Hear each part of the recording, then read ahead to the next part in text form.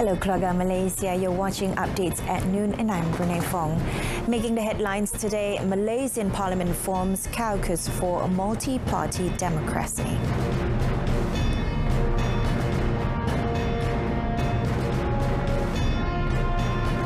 Malaysia vying to become ITU Council member.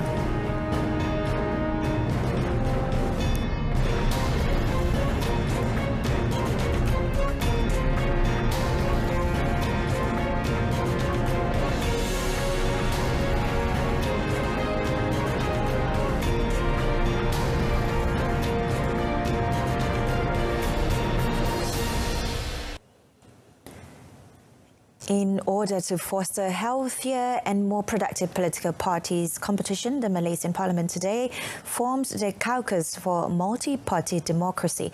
The matter was announced by Pengarang Member of Parliament Datuk Seri Azalina Othman Said in a media conference. She said it will be participated by 12 MPs from various political parties. The Dewan Rakyat Speaker has also been informed of the establishment of the caucus through an official letter dated 18th July. Objektif caucus ini adalah bagi menggalakkan dialog, penglibatan dan penyertaan rentas parti di Parlimen untuk isu-isu reformasi institusi, terutamanya Dewan Rakyat, dan untuk memudahkan penyertaan orang awam dalam proses Parlimen. Terima kasih, Tan Sri Speaker. Aside from Datuk Seri Azalina, Petaling Jaya MP Maria Chin Abdullah was also appointed as joint convener for the caucus.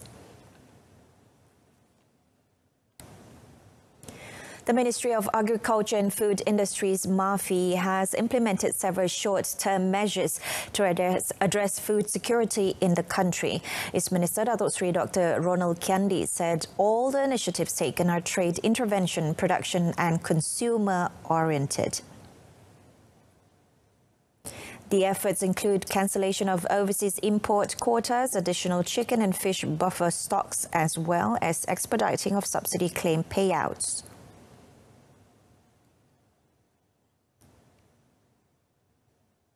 Memudah cara proses import IP melalui penangguhan fee permit dan priority lane ke atas 4 komuniti merangkumi soya, gandum, jagung, makanan ternakan berasaskan haiwan dan tumbuhan, memberikan pengecualian khas bagi pengambilan pekerja asing dalam industri peternakan ayam contohnya, mengkaji mekanisme mengurangkan kos minyak sawit mentah crude palm oil bagi syarikat-syarikat penghilangan yang melaksanakan penghilangan makanan ternakan, penambahan abattoir dan loji pemprosesan luar negara bagi meningkatkan dan mempelbagaikan sumber import bekalan makanan ayam dan daging.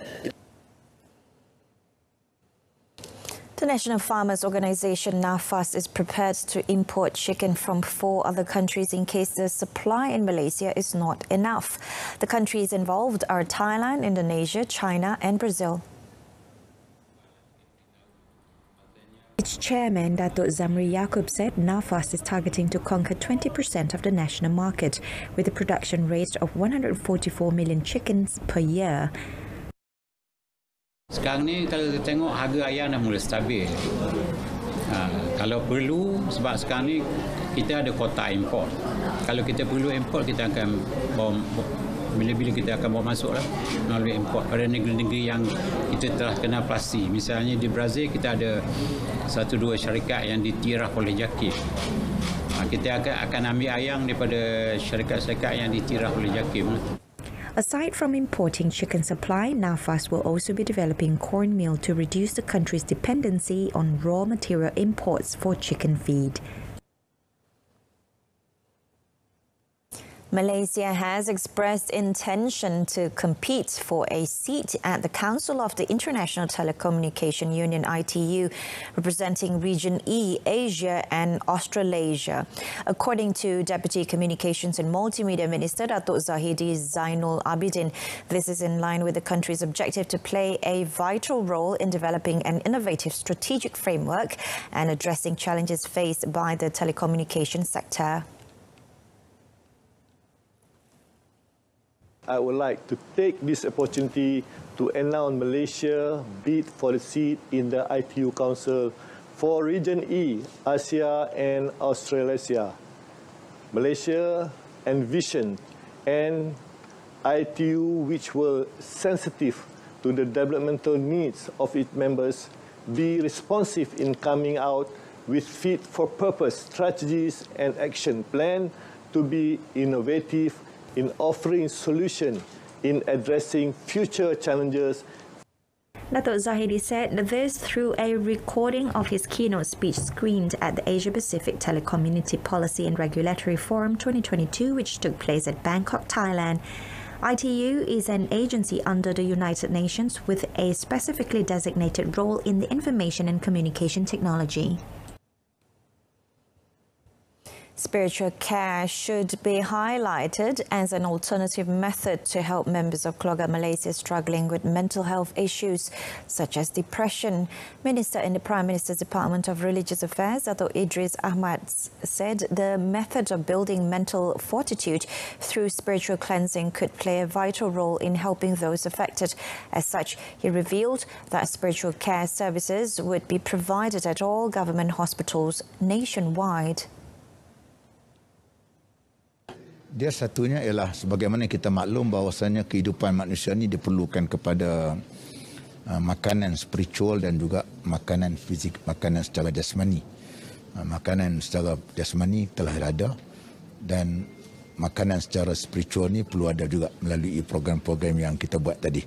Begitu juga dengan perubatan ni, selain daripada yang kita dah buat, itu adalah lebih kepada soal untuk dalam bentuk jasmani, dalam bentuk luaran sebagainya. Dan satu lagi ialah kita tidak lupa untuk kita melengkapkan dengan program spiritual care ni tadi.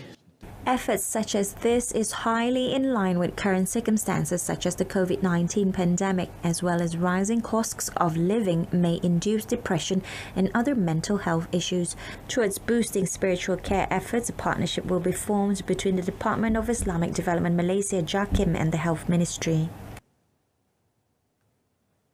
The shortage of medicine in the country is expected to be resolved within at least 2 weeks. According to Deputy Health Minister Dr. Nur Azmi Ghazali, the government is currently working hard towards resolving the issue immediately. Kita sedang berusaha, UKM sedang berusaha lah seperti yang ditelangkan oleh Yang Berhormat Menteri baru ni. Usaha yang telah dilakukan tu, kita harap dalam benda tu akan selesai dah dalam seminggu 2 ni, insyaAllah. In the past, medicine supply was slow to be restocked due to raw materials arriving late and possibly due to sudden high demand. Dato' Dr. Nur Azmi also said the war in Ukraine could also be a contributing factor. As an early measure, the government prior to this had released government medicine stockpiles to private clinics and hospitals following shortages in the market. The sudden high demand for medicine came following the spike in COVID-19 Omicron cases, hand, foot and mouth diseases, HFMD, as well as the surge in influenza infections currently affecting the entire country. PDRM are investigating 2 investment scams that are actively looking for victims on WhatsApp and Telegram that have incurred losses of 1.37 million ringgit. According to its secretary, Dato' Nursia Muhammad Saudin, police have opened 22 investigation papers on BTC Financial Trading, Finance Trader Investment Scheme and 48 investigation papers on Smart Trader Best Exchange Investment Scheme. Based on investigations, both scams use Telegram and WhatsApp to look for victims and promise returns of up to 50 to 100% in a period of 3 to 6 hours after making the investment. Victims who express interest would be asked to register through a link provided and make a money transfer into the account provided by the syndicate. The victim would then be informed of their profits but would have various additional conditions imposed if they wanted to make a withdrawal. Police have advised the public to remain vigilant and to conduct detailed checks before signing up for investment schemes that promise lucrative returns.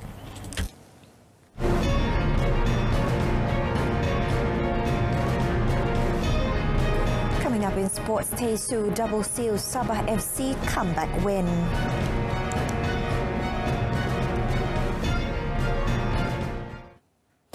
South Korean import player Park Tae-soo emerged hero for Sabah FC when he helped his team bounce back from behind to defeat Terengganu FC 2-1 in a Super League match played last night.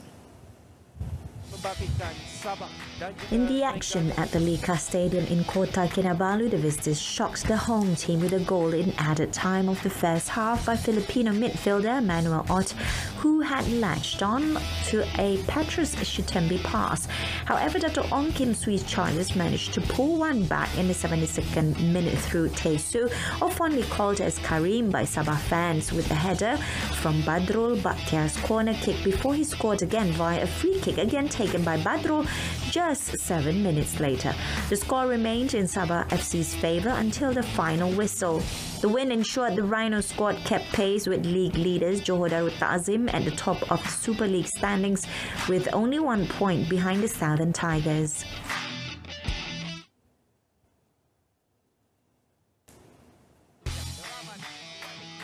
Meanwhile, after going through a 5-match winless streak, Kedah Darul Aman FC finally collected 3 full points when they defeated Sarawak United 3-1 at the Darul Aman Stadium in Alor Star.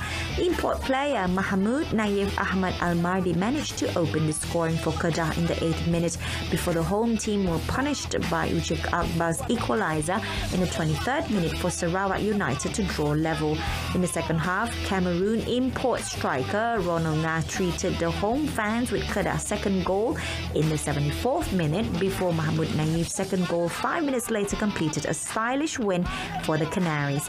The result saw Kedah with 17 points climbing to 4th place in the Super League standings, overtaking Terengganu FC, who are now in the 5th place with 16 points, while Sarawak United remained 10th with 10 points. With that, we end today's updates at noon. In a top story, Malaysian Parliament forms caucus for multi-party democracy. We leave you with a video footage of the biennial Farnborough Air Show, one of the largest civilian and defence shows that restarts under a sweltering British heatwave in global aviation's first get-together since COVID. Thank you for watching. I'm Renee Fong. Salam keluarga Malaysia and have a pleasant afternoon.